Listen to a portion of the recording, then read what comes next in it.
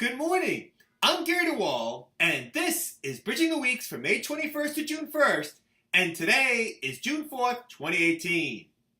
The Commodity Futures Trading Commission issued guidance to registered trading facilities and clearinghouses related to the listing of new derivatives contracts based on virtual currencies that contained a curious warning, while two ongoing federal court litigations, one of which on its face has nothing to do with crypto assets, potentially will conclude with important statements about the Commission's authority to bring anti-fraud actions against persons involved with spot cryptocurrencies.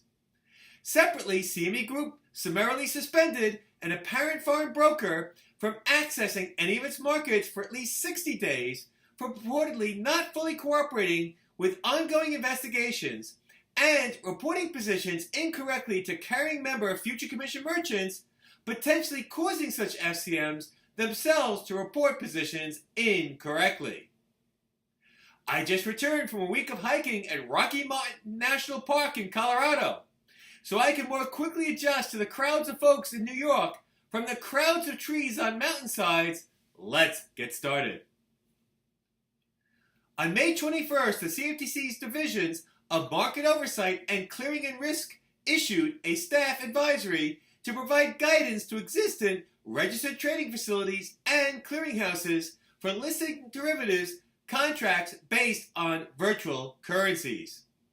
Although the divisions indicated that designated contract markets, swap execution facilities, and derivatives clearing organizations could continue to self-certify new derivatives contracts based on virtual currencies or voluntarily submit such contracts for Commission review and approval, they identified 5 particular areas where they expect relevant entities to augment their ordinary procedures in light of what staff considered, quote, the significant risk associated with virtual currency markets, end of quote.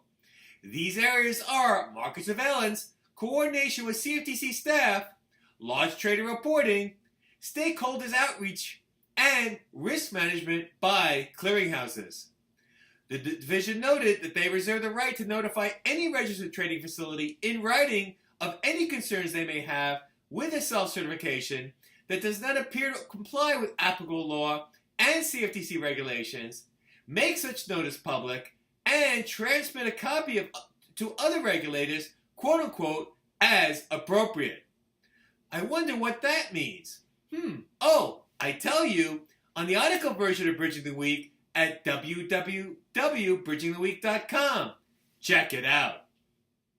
Separately, the parties in the CFTC's My Bitcoin Pay Inc. litigation in a federal district court in Massachusetts continue to tussle over whether the Commission has jurisdiction and standing to bring its anti-fraud case against defendants, while the CFTC determined not to amend its complaint against Modex Deposit Company following the decision of a federal court in California to dismiss the Commission's enforcement action against the firm and other defendants for alleged fraud in connection with their finance sale of precious metals to retail persons. Instead, the Commission will solely appeal the court's decision. Both of these cases ultimately will result in important decisions discussing the CFTC's authority to bring anti-fraud actions against purported bad guys promoting spot virtual currencies, including the Monex case, which deals with physical metals, not virtual currencies. I discussed both these cases in greater detail on the website. You know where it is. Check it out. CME Group's Chief Regulatory Officer summarily suspended Hana Financial Investments' direct and indirect access to all CME Group markets for 60 days because of its alleged incomplete cooperation with quote-unquote several investigations from May 2017 through the present. According to CME Group, during this time, the firm, apparently operating as a foreign broker with non-United States customers, provided exchange staff with, quote, incomplete, inaccurate, false, and misleading information related to account ownership, authorized traders for accounts, audit trail data, and account statements, end of quote. CME Group claimed that this prevented staff from investigating possible spoofing, disruptive trading, and money pass activity.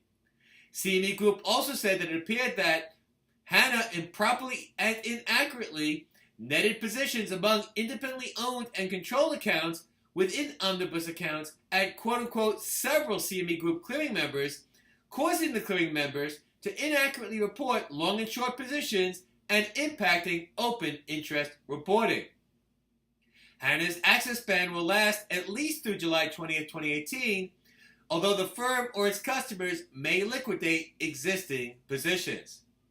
Hana is a member of the Hana Financial Group of Korea. This summary suspension authority is quite important to understand as an important tool of all CFTC-regulated trading facilities. I describe this authority on the Bridging the Week website. Check it out.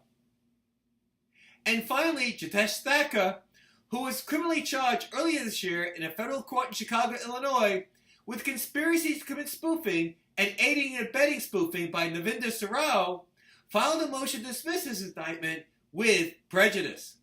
Among other things, Mr. Thacker claimed that his indictment violated, quote, the constitutional prohibition against arbitrary enforcement, end quote, and that a 5-year statute of limitations precluded an allegation that he aided and abetting spoofing. At all relevant times, and now, Mr. Thacker was and is a computer programmer, founder, and president of Edge Financial Technologies. Through this entity, he develops electronic trading software and tools. In his motion to dismiss, Mr. Thacker also claimed that although he received a request for programming from Mr. Sarao in late 2011 and early 2012, he was not aware it was to be used for spoofing. Moreover, he claimed, other programming employed by his software development firm and not him created Mr. Sarao's trading program, which was delivered to Mr. Sarao in January 2012.